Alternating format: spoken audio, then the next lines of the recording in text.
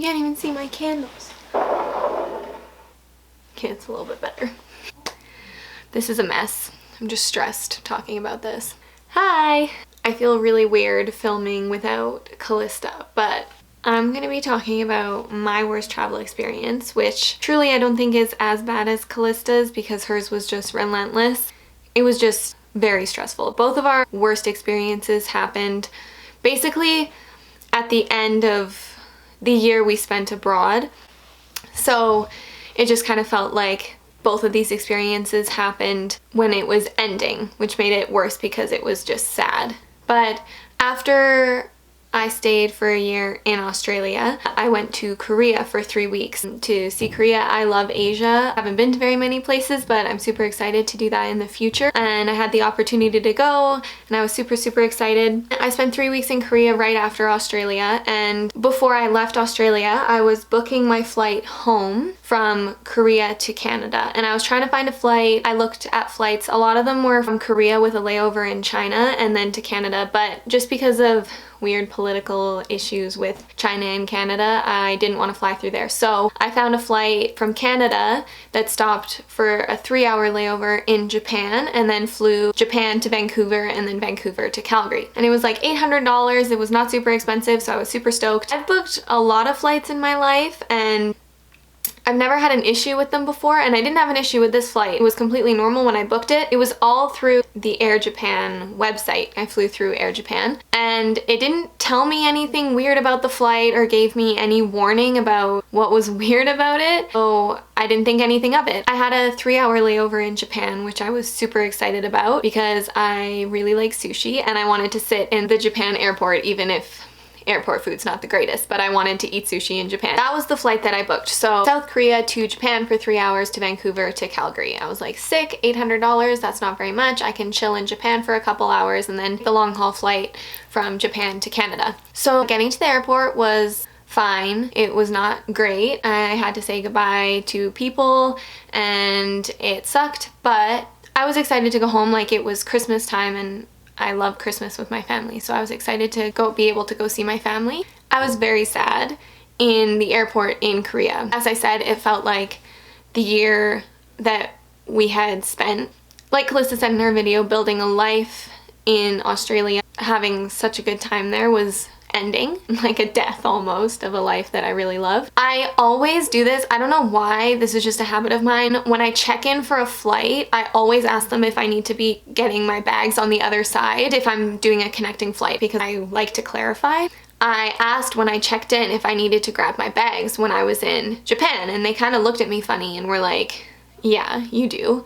I was like, okay, can do, that's easy. I got through security and everything fine. It was really fast. And I remember sitting at the gate waiting for boarding, and I had a little pack of tissues and I just was crying and accumulating a small pile of wet tissues next to me from my tears. I'm pretty sure everybody in the Korean airport was horrified, but at that point I really didn't care. So I got on the flight, I was like, okay, let's go to Japan. It was a fine flight. So when I arrived in Japan, I exited the airport to go and grab my bags. So I had brought everything with me from my year abroad in Australia. Everything that I had with me, I was taking home with me. Like, I was moving my life back to Canada. I had 3 suitcases and a really heavy backpack. 2 of the suitcases I had did not stand 2 of the suitcases I had didn't stand up if I left them. Like, you know how you can just like leave your suitcase and it'll stand, right? If I left 2 of them, 2 of the 3 that I had, they would fall over because they were really heavy and stuffed with my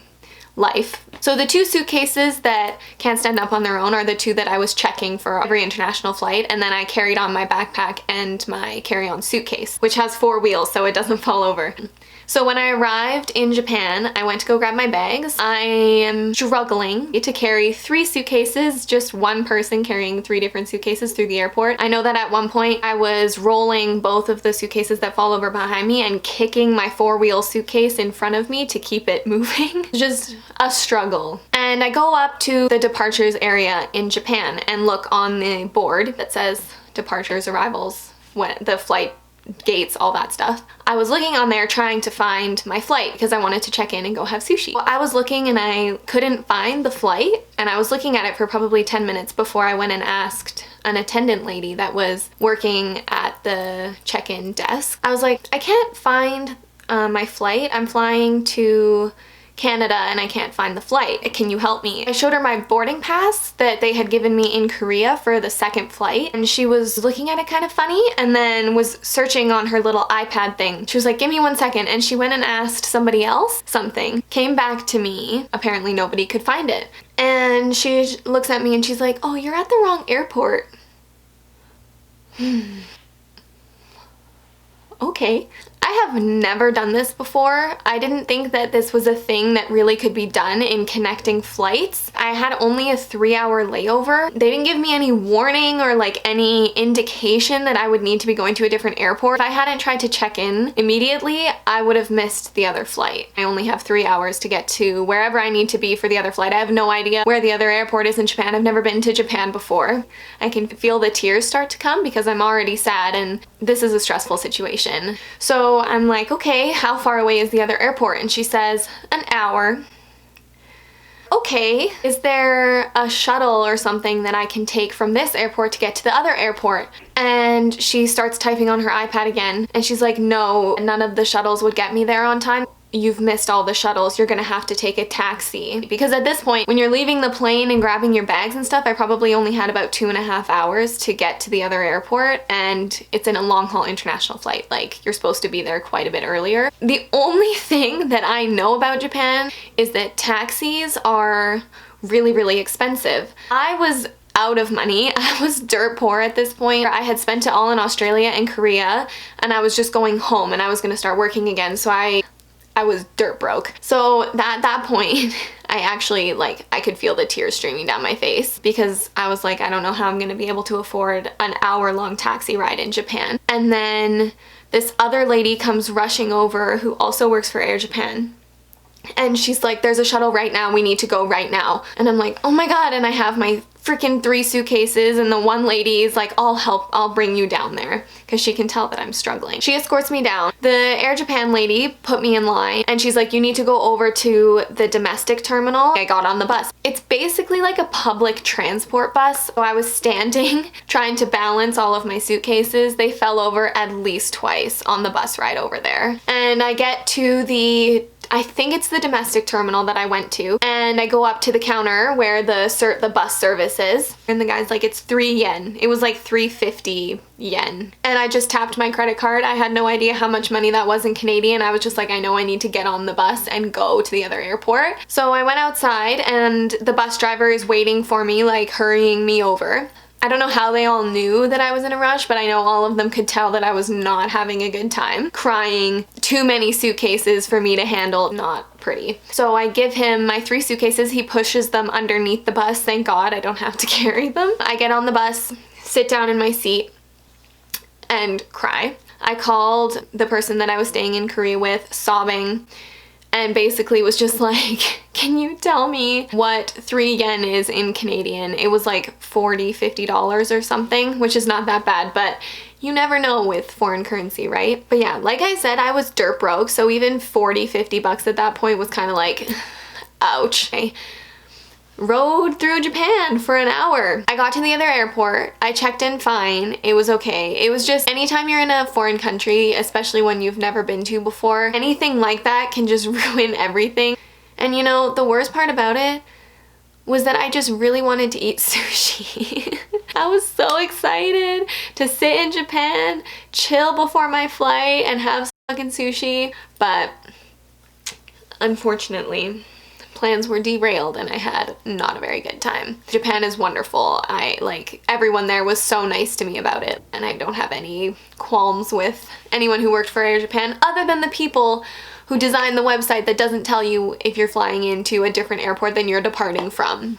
I got through the gate and I got through security, and I actually did have a couple minutes. I had like 20 minutes, and I stopped and quickly had like a couple pieces of sushi because I was like, I just want to say that I've eaten sushi in Japan, even if it's in the airport. So I had a couple pieces of sushi and then basically got directly on to the 10-hour flight from Japan to Canada. It was fine. It was just a sad experience. And then I eventually got to Vancouver, and then I got back to Calgary. So it was okay in the end. But I have definitely learned that when connecting for flights like that, double check on your receipt, or at least on your boarding pass, the airport code. Probably a good idea to check that beforehand. Now I know, always learning. But yeah, that was the worst travel experience I've ever had, like in magnitude of how stressful it was. But everything turned out okay. I got to eat my sushi. It was good. It was just a lot to deal with. Just with everything going on in my life, leaving Australia and the people that I love behind, and then having to fly home and having to deal with that just sucked royally. But yeah, learn from this. My biggest recommendation would be to check airport codes. Second biggest recommendation would be not to ever travel with suitcases that don't stay up. Don't travel with more than 2 suitcases, and if they fall over, you're just in for a world of pain. But, you know, you gotta do what you gotta do. I can't afford to buy a new suitcase. I can barely afford the shuttle bus from one airport to another. I'm pretty sure that that is it. I'm gonna have to watch this video and make sure it's not incredibly bad, because talking about this makes my thoughts jumbled. Yeah, I think that as soon as we're allowed to see each other again, we're gonna film our video about our study abroad, because I know that we get a lot of questions about it. If we liked it, why we chose Australia, blah blah blah. It's a great time to be alive. COVID is just a really positive thing in my life right now. Yeah, if you guys have any videos that you want to see, leave a comment down below and we'll try our best to get to them. No, we won't try our best. We will get to them. We don't have very much else going on. Hopefully you guys liked this video. I'm sorry if it was like slightly jumbled. It's weird to talk about it because in the moment your mind feels so frazzled, so anytime I think about it, my mind becomes frazzled again. If you like this video, please like it, comment if you want to see any other videos from us or have any questions. We really appreciate them. Please subscribe. Yeah, I still don't really know how to end a video. I don't think either of us do. I'll see you guys next week. Bye.